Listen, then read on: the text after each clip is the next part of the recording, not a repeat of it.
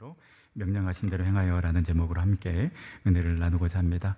우리는 지난 시간에 이스라엘과 하층을 맺은 그 기브온 백성들을 아모리 다섯 왕들이 연합하여 기브온을 치고자 할 때 여호수아가 기브온 거민의 출신과 신분을 따지지 않고 하층을 맺어서 이스라엘의 언약 백성이 되었기 때문에 즉시 그 모든 군대를 이끌고 기브온 거민을 도우러 가는 말씀을 묵상했는데요. 이 하층을 맺었기 때문에 이 기브온 거민을 도우러 가지만은 그러나 여호수아 가운데서도 분명히 두려움이 있었을 것입니다. 그런데 하나님께서 여호수아에게 말씀하십니다. 여호수아 10장 8절 말씀, 두려워하지 말라. 내가 그들을 내 손에 넘겨주었으니 그들 중에서 한 사람도 너를 당할 자 없으리라 하신지라.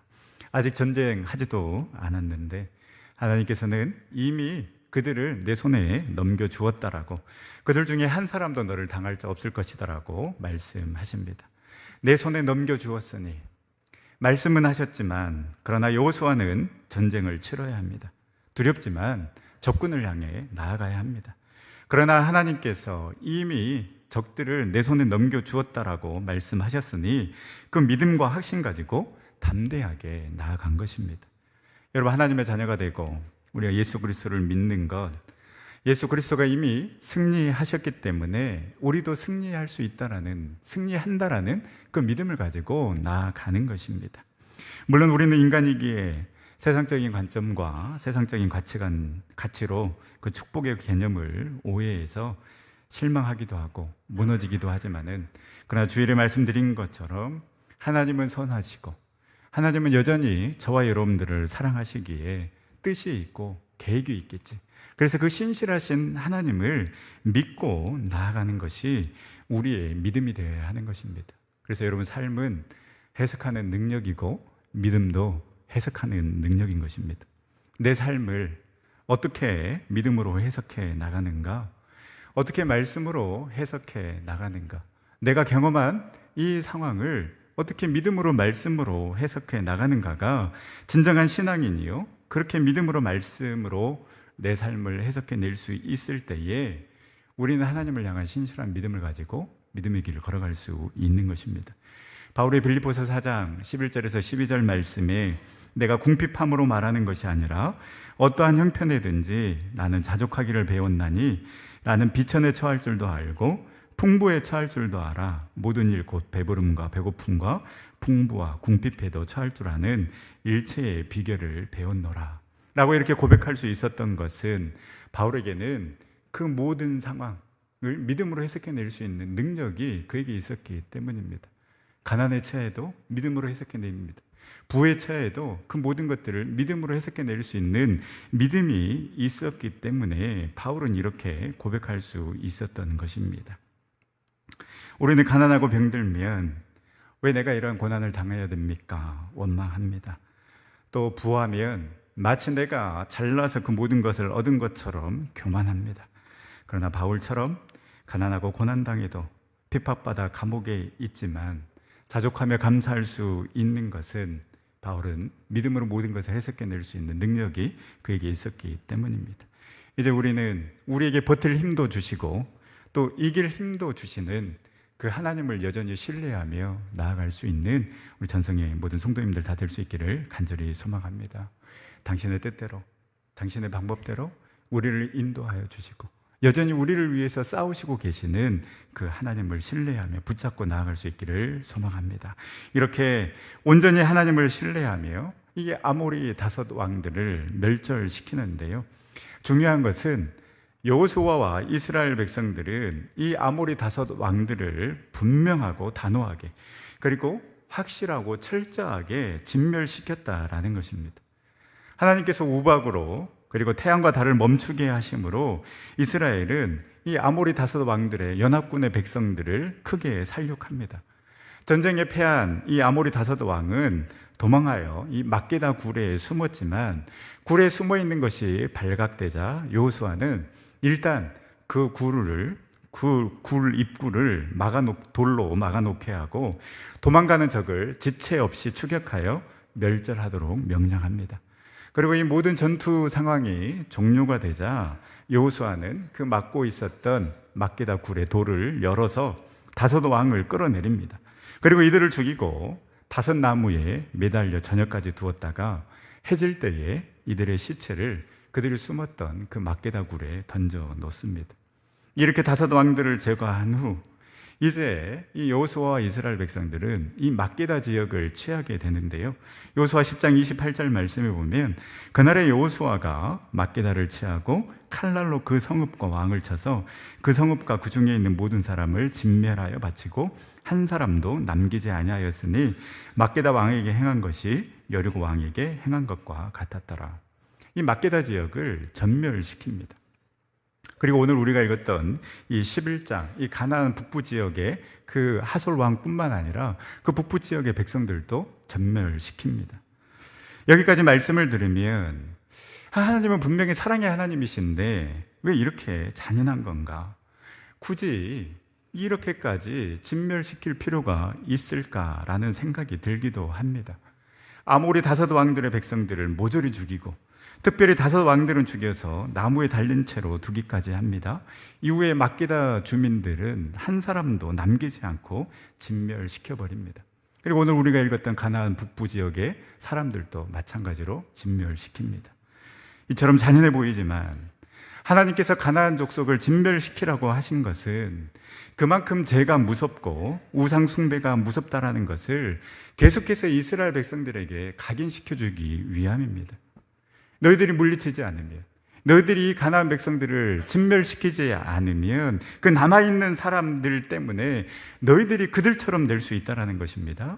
하나님께서는 그래서 가나안 땅에 들어오기 전부터 모세에게 하나님께서 계속해서 말씀하신 것입니다.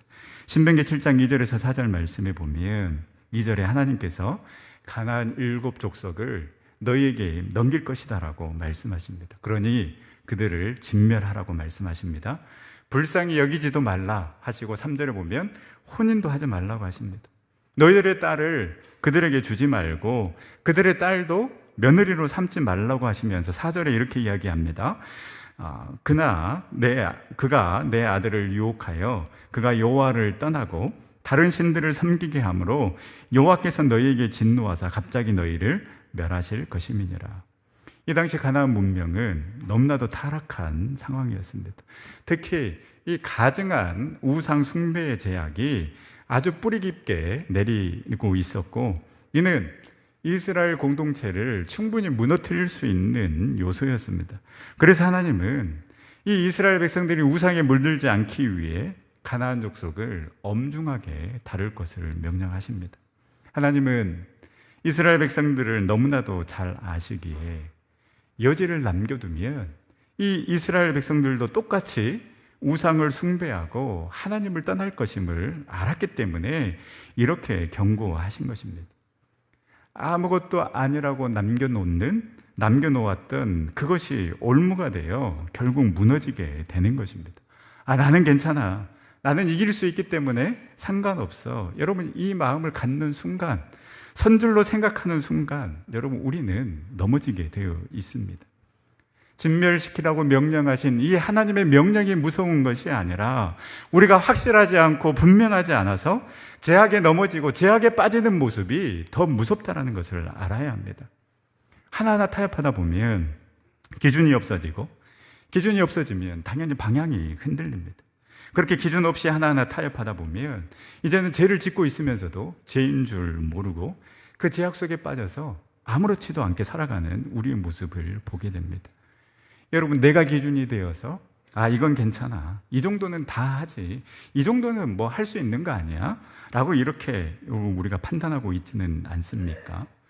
내가 기준이 되고 세상이 말하는 것들이 기준이 되어버리면 우리는 점점 세상에 동화되고 그래서 진짜 붙잡아야 될 그 말씀을 붙잡지 못하고 오히려 너무나도 자연스럽게 점점 말씀을 거부하는 삶을 살아가게 되는 것입니다. 그래서 경건의 모양은 있지만 경건의 능력은 없는, 그래서 세상 속에서 아무런 힘도 발휘하지 못하는 무늬만 그리스도인으로 살아가게 되는 것입니다. 여러분, 얼마나 유혹이 많습니까? 그런데 세상 사람들은 우리를 바라보며 왜 그렇게 앞뒤가 꽉 막혀 있냐고, 너무 폐쇄적이다라고, 그냥 이 정도는 할 수 있지 않느냐라고 그렇게 우리에게 이야기를 합니다. 좀 열려 있어야 한다라고 말을 합니다. 맞는 말이기도 합니다. 앞뒤가 막혀 있고 유연하지 못하다라고 구박받을 수 있지만은, 그러나 여러분, 우리는 다른 면에서 인정받으면 되는 것입니다. 그래도 그 사람이 일은 잘하구나, 그래도 그 사람이 친절하고, 그래도 인사는 잘하구나 라고 이렇게 부정적인 인식을 덮을 수 있는 그 무언가가 필요합니다. 여러분, 절대 타협해서는 그리스도인이라는 말을 들을 수가 없습니다. 우리가 타협하는 순간, 그럼 그렇지, 예수 믿는 사람들 다 똑같다라고 그렇게 우리는 말을 듣게 될 것입니다. 오히려 확실한 기준과 원칙을 세우면서도 그 확실한 기준과 원칙이 그들에게 거부감으로 다가오지 않도록 더 열심히 일하고, 더 친절하고, 또 때로는 손해도 감수하며 주어진 일들을 감당할 때, 역시 다르구나, 예수 믿는 사람들은 다르구나, 예수 믿는 사람이 저래야지 라고 우리는 인정을 받게 될 것입니다. 세상 문화, 세상 가치관으로 우리에게 살며시 다가옵니다. 종교다원주의, 종교통합, 또한 절대적인 진리가 아닌 상대적인 진리를 이야기를 합니다. 들리기에는 멋져 보입니다. 다른 종교에도 구원이 있으니 굳이 전도할 필요도 없고 종교 통합하면서 잘 지내면 되지 않냐라고 이야기합니다. 물론 우리가 타종교에 다니는 사람들을 무시하고 거부할 필요는 없습니다. 너무나도 좋은 사람인데 그 사람이 불교라고 해서 일부러 거절할 필요는 없습니다. 오히려 잘 지내야 합니다. 그래서 어떻게 하면 진짜 구원자이신 그 예수님을 만나게 할까, 내 삶의 모습 속에서 어떻게 그들을 감동시킬까 노력하고 관심을 가져야 하지만, 그러나 다른 종교에도 구원이 있다라고 인정하는 것은 전혀 다른 문제입니다. 여러분, 구원은 오직 예수 그리스도를 통해서 가능한 줄 믿으시기를 바랍니다. 사도행전 4장 12절 말씀처럼 다른 이로서는 구원을 받을 수 없나니 천하 사람 중에 구원을 받을 만한 이름을 우리에게 주신 일이 없음이라 하였더라. 예수님만이 구원자이시고 예수님을 통해서만 구원받을 수 있음을 믿고 우리가 강요하는 것이 아니라 지혜롭게 전략적으로 그들에게 다가가야 하는 것입니다. 동성애 인권을 들먹이며 인정해야 한다라고 합니다. 물론 하나님께서 그들을 포기하지 않으셨기 때문에 우리도 포기하면 안 되는 것 잘 압니다. 그러나 그렇다고 동성애도 괜찮아, 그것도 사랑이야 라고 인정하는 것은 완전히 다른 문제입니다. 동성애는 죄임을 분명하게 가르쳐야 합니다. 우리가 진리 안에 바로 서야 하고 우리가 예수 그리스도 안에 바로 설 때에 우리는 흔들리지 않습니다. 또 진리 안에 거하고 그 예수 안에 거할 때에 우리는 죄에 대해서 분명하고 단호하게 거절할 수 있고, 그리고 확실하게 철저하게 대처할 수 있는 것입니다. 저와 여러분들이 세상과 타협하지 않고 악은 모양이라도 버리면서 하나님의 자녀답게 더욱더 거룩한 삶을, 진실한 삶을 살아감으로 말미암아 하나님의 영광을 드러낼 뿐만 아니라 세상에서도 그 하나님의 자녀로서 인정받는 삶을 살아가는 우리 전생의 모든 성도님들 다 될 수 있기를 간절히 소망합니다. 이렇게 이 가나안 남부를 정복한 여호수아와 이스라엘 백성들은 이제 가나안 북부 지역을 정복하게 되는데요. 11장 1절에 보니까 가나안 남부가 이스라엘에게 완전히 넘어갔다라는 소식을 듣고 이 가나안 북부에서 가장 크고 강력한 성읍이었던 하솔왕 야빈이 이 가나안 북쪽 왕들을 모읍니다. 그래서 4절에 보니까 그들의 모든 군대를 거느리고 나왔으니 백성이 많아 해변에 수많은 모래 같고 말과 병거도 심히 많았으며, 이 가나안 남부 지역과 전쟁할 때는 완전히 다른 그 상황을 묘사하고 있는데요. 이 군인들이 너무 많아서 해변에 수많은 모래와 같다라고 표현했습니다. 그만큼 이 남부 지역을 정복할 때보다 이 가나안 북부 지역의 군인들이 훨씬 더 많았다라는 것입니다. 그리고 결정적으로 이 북쪽 가나안 거민들에게는 말과 병거도 심히 많았다라고 기록하고 있는데요. 1세기 유대인의 역사가 요세푸스는 이 북방 연합군이 30만 명의 보병과 10,000명의 기병 그리고 20,000의 전차를 가진 것으로 계산을 했습니다. 여러분, 인원도 인원이지만 이 가나안 북부 거민들이 가지고 있는 이 말과 병거, 군사력과 무기는 이스라엘이 감당할 수 있는 수준이 아닙니다. 어떻게 보면 그 10장에 나와왔었던 그 기적, 그 아모리 5 왕들과 싸웠을 때의 그 기적, 우박이 떨어지고 태양과 달이 멈추는 그 기적이 차라리 이 가나안 북부 거민들과 싸웠을 때 일어나야 되는 기적이 아닌가라고 생각할 정도로 이 가나안 북부 거민들은 너무나도 강합니다.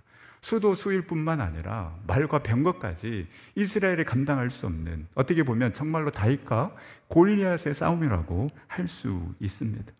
그런데 하나님께서 다시 여호수아에게 말씀하십니다. 우리 11장 6절 말씀 다 같이 한번 읽어보도록 하겠습니다. 여호와께서 여호수아에게 이르시되 그들로 말미암아 두려워하지 말라. 이에 이맘때에 내가 그들을 이스라엘 앞에 넘겨주어 몰살시키리니 너는 그들의 말 뒷발의 힘줄을 끊고 그들의 병거를 불사르라 하시니라. 아멘. 기브온 거민을 돕기 위해 온 군대를 데리고 이 아모리 5 왕들을 상대하러 갈 때에도 하나님께서 여호수아와 이스라엘 백성들에게 두려워하지 말라라고 말씀하셨습니다. 내가 그들을 너희에게 넘겨줄 것이다 라고 약속하셨는데, 동일하게 이 가나안 북부 거민들과 싸우러 갈 때도 하나님께서 두려워하지 말라라고 말씀하시면서 너희들이 그들을 몰살시킬 것이다 라고 약속하셨습니다. 그런데 한 가지 이해할 수 없는 명령을 하나님께서 명령하십니다. 바로 너희들이 가나안 북부 거민들과 싸워서 말과 병거를 취하게 되면 말은 그 말의 힘줄을 다 끊어버리고 병거는 다 불살라 버려라 라고 명령하십니다. 여러분, 이스라엘에게 이 말과 병거는 다음 가나안 땅을 정복하는 데에 분명히 큰 도움이 되는 무기였습니다. 오히려 이 가나안 북부 지역과 싸웠을 때 최대의 수확이 바로 이 말과 병거가 될 수 있었을 텐데, 하나님께서는 여호수아와 이스라엘 백성들에게 가강이 그 말의 힘줄을 끊어버리고 병거를 불사르라고 명령하십니다. 그리고 여호수아와 이스라엘 백성들은 메론 물가에 진치고 있었던 이 가나안 북부 거민들을 기습 공격하면서 그들을 격파하고 9절 말씀에 기록된 것처럼 여호와께서 명령하신 대로 발 뒷발의 힘줄을 끊고 그들의 병거를 다 불살라 버립니다. 왜 하나님께서는 분명히 이스라엘 백성들에게 큰 도움이 될 만한 이 말과 병거를 왜 불사르라고 했고 그 말의 힘줄을 다 끊어버리라고 했을까요? 전쟁은 하나님께 속한 것이지 말과 병거에 속한 것이 아님을 분명하게 보여주기 위함이었습니다. 성경에 보면 이와 비슷한 내용이 한 번 나오는데요. 다윗이 이 말씀을 알고 있었을까요? 다윗이 왕이 되고 전쟁을 치르는데 그 치르는 전쟁마다 여호와께서 함께 하심으로 말미암아 다 승리하게 됩니다. 근데 사무엘 하 8장 4절 말씀에 보면 다윗이 소바왕 하다데셀을 물리치면서 마병 1,700명과 보병 2만 명을 사로잡습니다. 그 중에 병거 100대의 말만 남기고 모든 말의 힘줄을 다 끊어버립니다. 왜 다윗이 이렇게 했겠습니까? 다윗은 알았습니다. 다윗은 경험했습니다. 다윗이 골리앗을 물리칠 때 비록 그 손에는 물맷돌밖에 없었지만은 하나님이 함께 하시면 그 골리앗도 물리칠 수 있다는 것을 경험했기 때문입니다. 그래서 전쟁은 하나님께 속한 것이지 말과 병거에 속한 것이 아니기 때문에 그 하나님의 능력, 하나님의 함께 하심을 확신했기 때문에 다윗도 그 말의 모든 힘줄을 끊어버린 것입니다. 쌓여있는 그리고 풍성한 그 말과 병거를 보면서 이 정도면 됐다라는 그 교만한 마음이 하나님으로부터 멀어질 수 있음을 알았기 때문에 하나님께서는 여호수아에게 말의 힘줄을 끊고 병거를 불사르라고 하신 것이며, 다윗 또한 전쟁은 하나님께 속한 것이기에 내가 말과 병거를 의지하는 것이 아니라 하나님을 의지하고 하나님께 속한 자가 되겠습니다라는 고백으로 다윗 또한 말의 힘줄을 끊어버린 것입니다.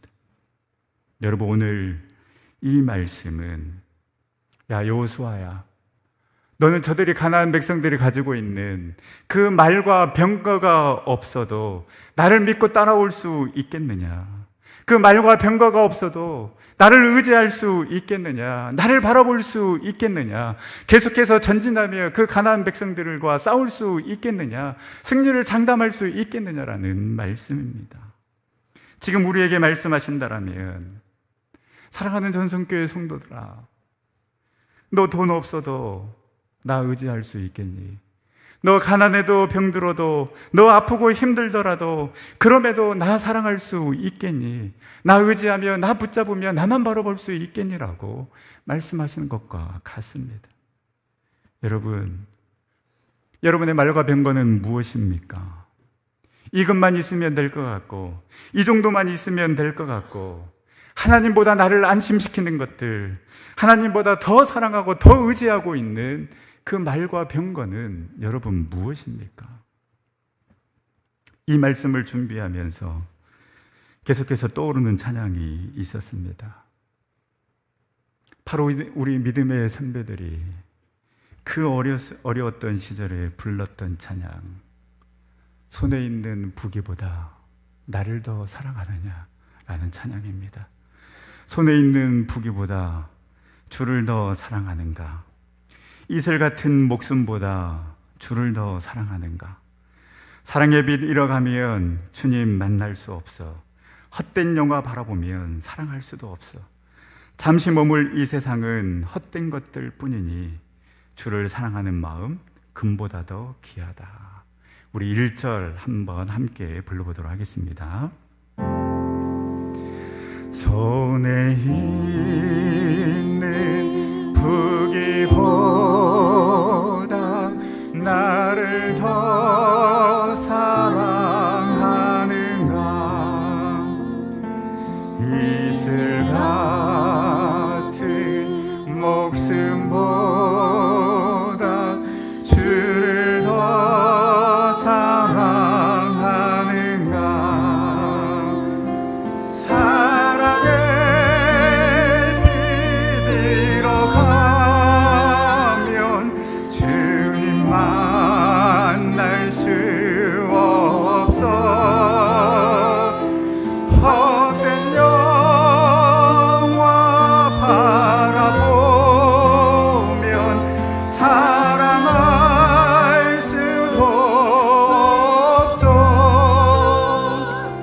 잠시 머물 이 세상은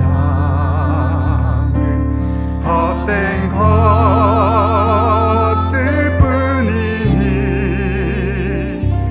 주를 사랑하는 마음 금보다 더 귀하다. 사랑하는 전성교 성도 여러분, 손에 있는 부귀보다 우리 주님을 더 사랑하십니까? 주를 사랑하는 그 마음이 금보다 더 귀하십니까? 말과 병거가 없어도 나는 주님 한 분이면 만족합니다 라고 고백할 수 있겠습니까? 내 삶 온전히 우리 주님께 속해 있으니 주님께서 내 삶을 인도하고 계심을 여러분 믿고 확신하며 신뢰할 수 있겠습니까? 베드로와 요한이 성전 미문에 앉아있는 그 앉은뱅이를 어떻게 일으켰습니까? 베드로는 고백합니다. 사도행전 3장 6절 말씀, 베드로가 이르되 은과 금은 내게 없거니와 내게 있는 것을 내게 주노니 나사렛 예수 그리스도의 이름으로 일어나 걸어라. 여러분, 우리를 살릴 수 있는 것은 은과 금이 아닙니다. 오직 예수 그리스도가 우리를 살리고 우리를 회복시키심을 여러분 믿으시기를 바랍니다. 우리 자녀들에게 필요한 것도 마찬가지입니다. 다윗이 골리앗을 물리쳤을 때 무엇으로 물리쳤습니까? 너는 칼과 창과 단창으로 내게 오거니와 나는 만군의 여호와의 이름으로 내게 가노라. 그 만군의 여호와의 이름으로 나아갈 때 칼과 창과 단창이 아닌 그 만군의 여호와의 이름을 의지하며 나아갈 때에 우리 자녀들 또한 승리하게 될 줄 믿습니다. 말과 병거가 칼과 창과 단창이, 은과 금이 우리를 살리는 것이 아니라 오직 예수 그리스도가 우리를 살리고 예수 그리스도가 우리를 만족시키는 줄 믿습니다. 나에게 있는 그 말과 병거를 바라보며 만족하고 있는 것이 아니라, 또 나에게 없는 그 말과 병거를 바라보며 괴로워하는 것이 아니라 오직 예수로 충만하기를 원합니다. 그렇게 예수로 채워지고 예수로 충만하여져서 세상 것에 흔들리지 아니하고 어떠한 상황 가운데 있다 할지라도 예수님 때문에 기뻐하고 그 예수님 때문에 만족하는 삶 살아가는 우리 전생의 모든 성도님들 다 될 수 있기를 간절히 소망합니다. 우리 다 함께 찬양하며 기도 자리로 나아갈 때에 주님, 난 무명이어도 공허하지 않습니다. 가난하여도 부족하지 않고 실패하여도 일어설 수 있습니다. 세상 것 부러워하지 아니하고 그 세상의 말과 병거 부러워하지 아니하고 은과 금 부러워하지 아니하고 오직 예수로 채워지고 예수로 충만한 삶 살아가게 하여 주시옵소서. 우리 함께 믿음으로 고백하며 나가도록 하겠습니다.